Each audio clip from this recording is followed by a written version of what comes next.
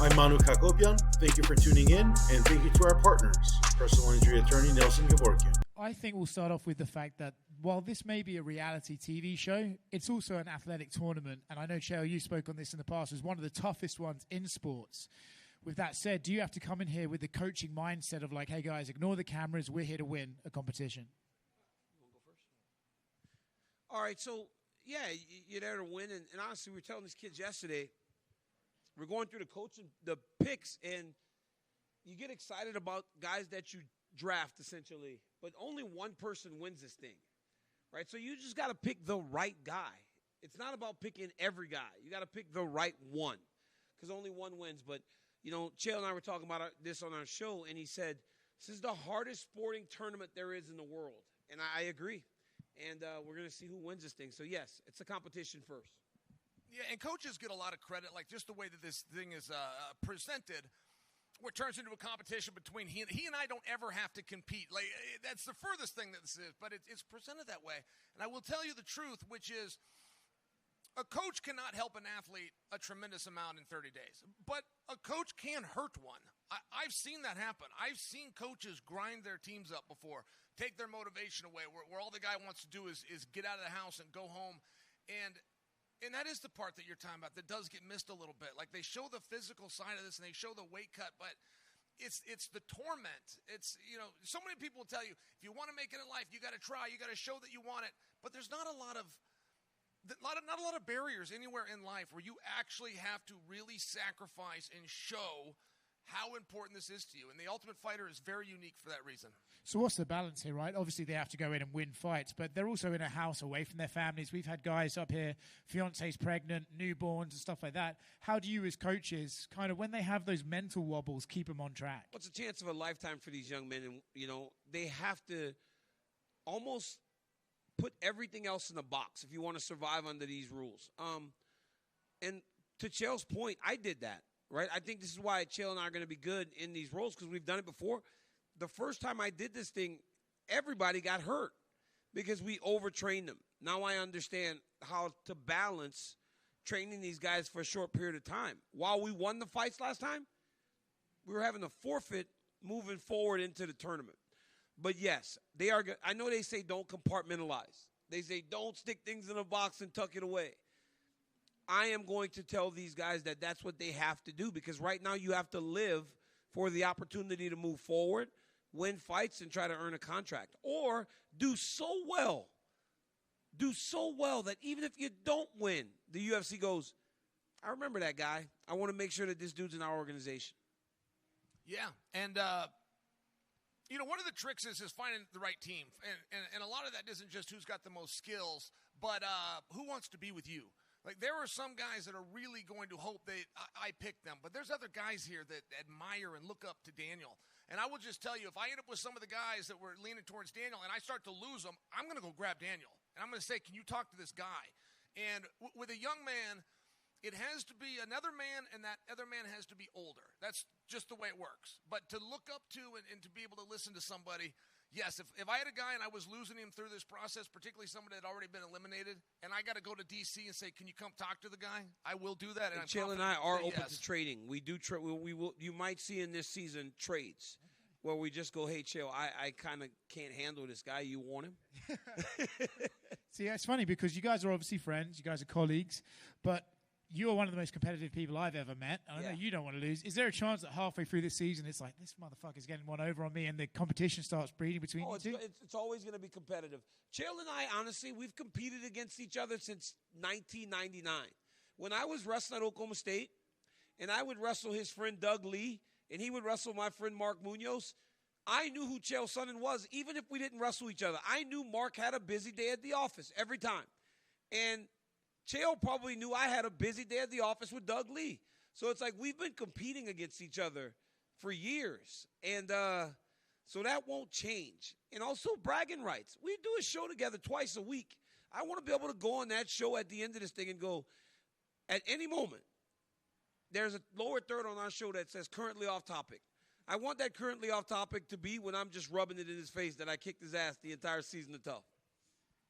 Yeah, I feel the same way. It does get very competitive, and there is a game that we both want to win. The strategies are interesting, though. I mean, ultimately, they're going to flip a coin. Whoever wins that gets first choice, but the other guy gets to pick the first matchup. Mm-hmm. If you win that matchup, you keep the power to keep picking, and that's a very powerful tool. So, I mean, it is a little bit of a debate of which do you want. Do you want first choice or do you want the first gun? So I got to be honest. What I'm going to try to do is I'm going to pitch to the producers to just, you win the coin flip, you win everything. Because why should there be a difference, right? The luck of the draw is a powerful thing. And when faith intervenes and flips the coin on your side, you get all the power, right? Yeah. Or would you agree to that? I do agree with that, yeah. And so will you agree with the coin flip? We go to the producers and go, whoever wins the coin flip takes all the power. No. No? I couldn't agree to that, no. Okay. That would be too powerful. I mean, that would essentially settle. No. You're It's Thanos. there's You're checks Thanos. and balances, right? So I think that it's only fair. However, if you win the coin toss and you get the first pick, you keep that roster. If you lose the fight you predicted, now you've lost everything. So that's interesting how he said that. I will tell you this, though. Through this process, to be a veteran of the Ultimate Fighter should be viewed in our industry so much more valuably than it is. I remember when the UFC would have 5 and 6 shows a year. And on the regional scene, if one of those guys made the poster and he was a UFC vet, that's what they would write, a UFC veteran, you'd sell the place out just based on this guy. And being a UFC veteran is certainly an honor, but to come to the Ultimate Fighter, and I'm not talking about winning, I'm talking about show up on day one and don't leave early. No excuses, no illness, no injury, no I'm homesick, to make it through. It is such an honorable process, and you could have the right two guys. The Bonner versus Forrest fight could be the very first one because the coaches don't fully know who they're putting together, and I just think that's interesting. The first time I came through, one last story, but Kelvin Gastelum was the last pick, and the guy that Dana himself thought was going to win this whole thing is who Kelvin had to fight to get into the house. Dana was right. That guy was so good that Kelvin's fight with him was the only one where they went to overtime, which means the third round. That was the hardest and closest fight that Kelvin ever had. That guy never got into the UFC. He got looked at from that moment forward as the guy that wasn't good enough to get in the house, instead of as the guy that pushed the champion further than anyone else. So, I mean, it's a very dangerous game. And in that regard, Daniel and I don't take it playfully. We will try to help these guys. Last one from me. You know, in the spirit of competition, you guys both fought at 205, Prime versus Prime. Which one of you would win the fight? Okay, so here's the deal. We aren't fighting. I told this to Dana yesterday. I go, I don't want to fight anybody. Because he was making fun of us. He goes, did the GFL call you guys? I was like, they didn't even call me because they know I don't want to fight. And Chael probably turned them down. So I was like, we're good. But I go, I just have no desire to fight anyone. Chael and I did come up with an idea, though. And I don't know if you guys would be into this, Chael. Like, is it the right time that we pitch this thing? Tell him. Okay, so Chael and I are talking, and we're going, I have Michael Chiesa on my coaching staff. Chael has Kobe Covington on his coaching staff. Why don't they just fight, and then Chael and I coach them?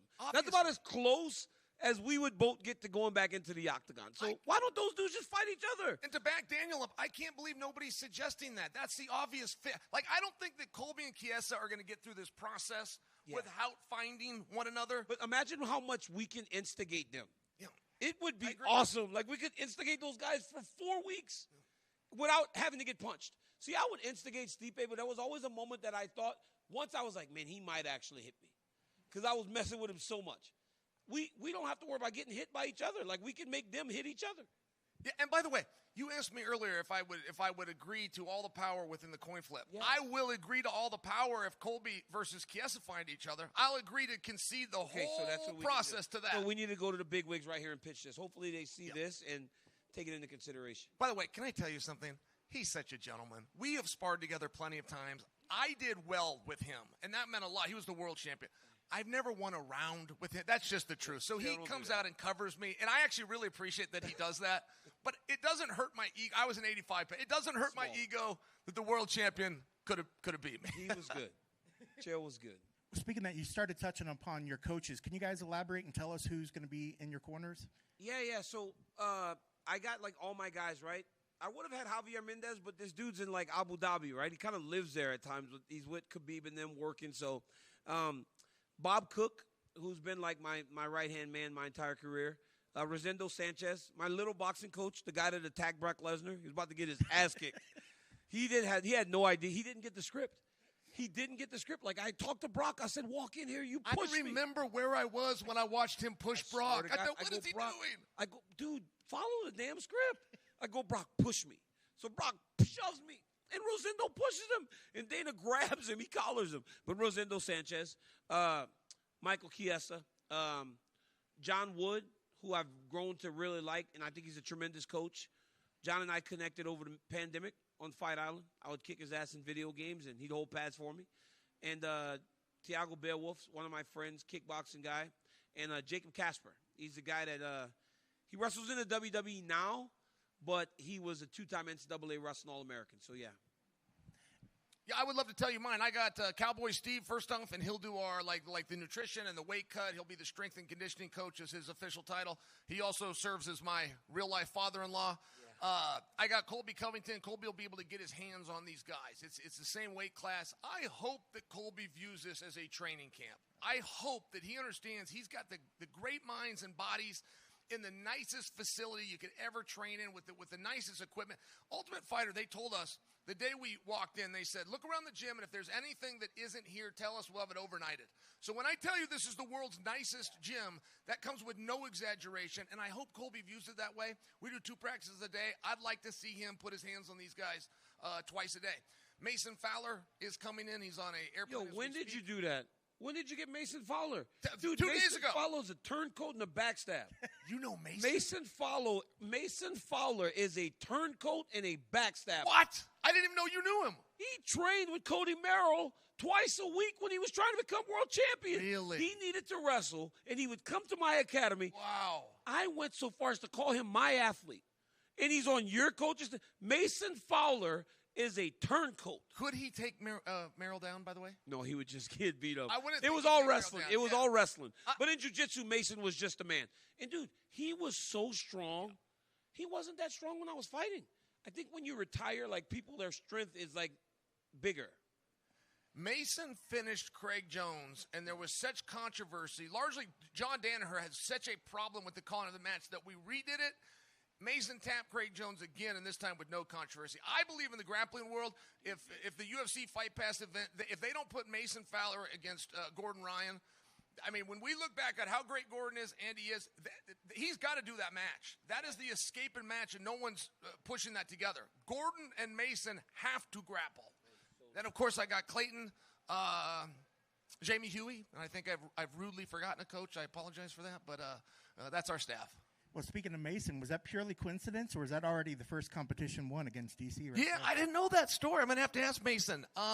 Vinny Magliesh was coming with us, and you're filling out the forms. You got to check a box, and Vinny had to check a box that he didn't want to check, and so it delayed his participation, and that's where Mason came from. So Mason was a last-minute shuffle. That's true. We're speaking of, you guys have been there before. You understand the severity, and I think one of the best things you said earlier, you're talking about you didn't want to break these fighters. You want to give them the best training in there. So when you're picking your staff, are you taking that in mind, that you're not just picking somebody random that might be a friend of yours? You're picking people that you think can have an actual meaningful impact to their training? Yes, the answer to that is yes. Daniel and I both tried to get one of our own guys. He had a guy that he thought would be great for this process at one of these weight classes. I had a guy that I thought could do great in this process for one of the weight classes. We thought we had power. And we did. And I swear to God, that was part of the reason we did it. Neither one of us did our guy. We did it because we thought we'd each have a guy. And then come to find out, he was going to pick my guy first. Yep. So then we show up. Our guys aren't here. I walk in and I'm like, where's my dude? And then Noah is the producer. Noah. He has no explanation. Well, we got to pass it through these things. I'm like, what? No, what the fuck? The guy, they told us we had a guy. Yeah. And then we show up. Our guys aren't here. Yeah. Noah's slick, by the way. He's a slickster, man. You can't trust him. He's got his hand in your – hey, he's talking to you here, and he's got his hand in your pocket. Daniel and I were trying to come up on a car. Like, traditionally speaking, Dana would get the winners of the show car. Where's our car? And Noah let us know, but the difference was those coaches fight. You guys Yeah. don't fight. Yeah. He got us on the house. On the house, we're out here, all because he was a better negotiator. I Can was you not believe ready that? for him to say that. I swear I told walked him. away like he robbed me. Yeah. Noah, he I shook robbed his me. hand. And Unbelievable. congratulated him. Bro, I thought I was getting a car at least. Yeah. I'm here now. I don't have a car. I don't have the money. Noah got me. Pulled out a sword and just chopped us up. Noah, can you please get the? Can you? The please winner of help? the Ultimate Fighter is Noah. thus Noah, far. could you please come here and help? Like, I dropped my name. I want people to see who you are so they know to go in the opposite direction when you come walking. You know, and you mentioned earlier, and you guys are friends. You got it, Noah? And here's hey, this guy right here. That's Noah right there. Noah. That's Noah. Watch him. When you see him, hide your wallet, man, because this dude ain't giving you a car or your No, paycheck. the company owes him. The company needs to. This guy's already saved them about $300 He grand. saved him a ton of money. Well, thank you for doing us like that, man. I like your Very jacket. rarely Very sharp. do I get someone like, do you like me? You did me. And I still quite enjoy you. You're very handsome. You got nice hair. And he dresses nice. See that? This guy? Yeah. Sure. A good-looking guy can rob you. Sure. I'm trying to keep up with you. Yeah. Smooth. Noah was very smooth. Thank you, Noah. Go Well, ahead. again, you guys are friends, you know, but you're also competitors. But one of the things that you guys mentioned earlier, you said, if I can't get to this guy and I know that, say he's a DC guy, I'll take him over to DC. And I'm sure you would do it likewise. Would you guys ever thought that would you have ever thought of that the first time or when you were there before? Or is it because of the strong relationship that you guys have, but also wanting to make the best effort for these fighters? Yeah. Would you think you had ever done that before? Well, I think you're different in retirement also, right? Because as an athlete, you think that the answers you have are going to work. You can't step outside yourself to go, maybe Chael will connect better with this guy. As a retired guy and a guy that coaches full-time, maybe he will have a better connection. I'm not opposed to doing that. With that being said, the guy needs to be big enough to go, hey, coach, I think I would do better there. I'm not going to do it for them, right? If you want to make that type of decision, you have to own it and go, coach, I think I'd do better there. But, yeah, it's the relationship, the friendship, but also just being a different person than I was in 2018. In 2018, I was still a killer, right? Like, I was a killer. I'm not that anymore. Yeah. Is it hard not to get vested into these fighters when you spend this much time and effort? Or is it just human nature to get vested and involved with these fighters? I've never gone through a process. I had high school, and we had school spirit. I was on a college wrestling team, and we had spirit and do a reunion every couple of years. I've never been part of something where the bonding is as strong as this. And largely just because you will see them at their worst. I could only imagine. You win a fight, you can't call and tell your mom. You lose a fight, you don't get a call and get consoled by your mom. I mean, that is a very difficult thing. And so as these guys go through this, they keep their game face on, but they're hurting inside. These guys, they're having so much fun today, and they're going to go to the house, and we're going to pick teams and start training. 10 days from now, it's not going to be fun anymore. It's going to be very monotonous, and it is really a battle of duration, which will never get around the big statement that Dana made on season 1, which is, do you want to be a fighter? The entire time, you're going to have to ask yourself that, and it's very hard to say yes every day for the entire process. I actually one time won a fight and still had to be consoled by my mom. Yeah. That's how bad it was. Like, Who was sometimes, it? Huh? Who was it? Dude, Josh Barnett. He beat me so bad. Chael. I was fine. I had my belt. I walked around like the man. I was taking pictures. I had a cut on my head here. My mom, God bless her soul, she was the sweetest human being on the planet. I walk into that house, into that hotel room. The moment I saw her, I fell to the floor and started crying. I'm in my mother's arms, and she's rubbing me. Poor baby, he tried to kill you. He tried to kill my baby. Kill my baby. Tried to kill my baby. I cried in my mom's arms for 30 minutes. It's crazy. Josh Barnett is so nasty, though. People don't give him credit. I hated fighting him. If you're talking about the best 5 heavyweights ever, and you don't mention Josh Barnett in there, you lose credibility. He was so he just did things like he wanted to hurt me. I'm like, dude, we're just in the clinch. Why is your knuckle in my eye? Right. Like, what are we doing here, dude? He's mean. He was mean. Well, I know at the end of the day you want these fighters, everyone wants to get the championship, but what are you hoping that the fighters take away from this experience?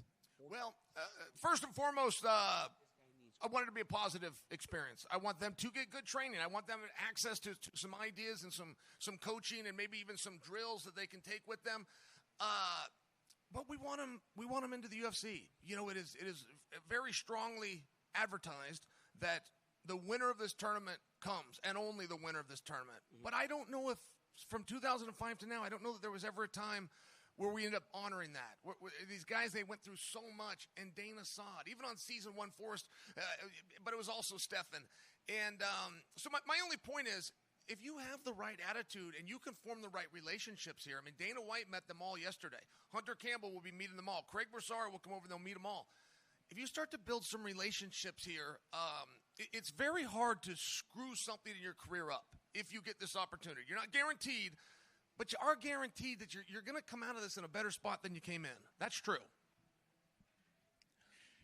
So the fighters don't fight to get in the house anymore, right? So how was of scouting these guys, right? Like, do you go back and like watch film? Do you just look at the piece of paper and be like, oh, let's train with it?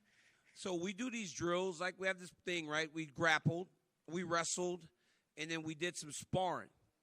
And Michael Chiesa's a psychopath, bro. He's like, you got those friends that just like really try hard? It's like, that's Michael Chiesa, bro. He's like, my brain can only do so much. So we go through the process. And by the time I'm done after a couple hours, I'm like, I'm fried. We get into the locker room before we pick. Michael Chiesa has his computer and the entire coaching staff, and he's forcing them to watch fights. And I'm just on the back wall with a towel covering me and 3 on the floor sleeping. I'm like, I can't do it no more, Mike. I'm like, please stop. And then when we're picking, they're bullying me the whole time. And I'm like, dude, like, please stop. Like, I can't. Whose team is this? It's Michael Chiesa's team. He's crazy. Yeah, that's great. That's great. Hey, by the way, I will just offer something for you, whether you find this interesting or not. But let's just say that Daniel was to win the coin toss and get the first pick. He should know, whoever he picks first, whoever that person is, I'm going to put in the very first fight. And I'm not going to put my first pick against that guy. I'm not going to give you any more clues than that. Can we make a deal? Whoever he picks Let's do first pick versus first pick. Is getting called out in the very first match. So he better pick wisely. Why would you do that? To be a dick about it. Because be a dick about it. To show you that this whole pick process is But if you pick my first guy, then I would say that you putting your guy against my best guy. Correct. In theory. So you want to take the best guy out. In the first round. Very interesting. Which I don't think that they will take into account. They would never expect you would. I would never expect you to put my first guy out there. Yep. But I hope you would not do that. I will do that. I hope you would not do that. I even have a strong feeling who I'd put him against. Chael. But it will not be my first pick. That's all I can tell you. This guy Chael sucks, man. Chael, are you not going to let DC get too close to you? That's very good self-defense advice. I mean, the best thing you can do is keep it back. That was my father's rule. Most fathers tell their sons, you can defend yourself, but let him throw the first punch. My dad said, no. When he's if he's within arm's reach, you gotta hit him. You take the first punch. He said the fight has begun, so you keep him back. But if they evade that space, go first. When they make an aggressive action, you take them out. When you put your hand out there, that's your warning. The moment it's almost like when we were growing up in Louisiana. And, guys, honestly, this is why ESPN was very hesitant about putting Chael and I on the show together. We get a little bit like Tweety Bird. But when we were kids, I would get you and some guy. If I knew you wanted to fight him, I would take like a twig or a stick, and I'd say, put it on your shoulder like this. And then the other guy, I would say, if you really want to fight him, you're going to knock that off of his shoulder. And by knocking it off of his shoulder, you are insulting his mother. Wow. How about that as a fucking kid, huh? Yeah, wow. How about that about starting a fight? So imagine what we could do to Kobe and fucking Michael Chiesa. Think about is- that is how I started fights. I would put a twig and go, if you knock that off, you're talking about his mama. Damn. So then the guy like walk by him and shove him with his shoulder. Fight started. It was awesome. Honestly, what do you think the odds are that Chiesa and Colby are going to pass each other twice a day, every day, and it's just going to be hot? Well, they were like they were in the same area, but they seemed to not look at each other yesterday. Yeah, what is that? Why do people do that? I don't know. But Dude, if I knew that there's a guy in my weight class the whole time, I'm trying to stare at him. Yes.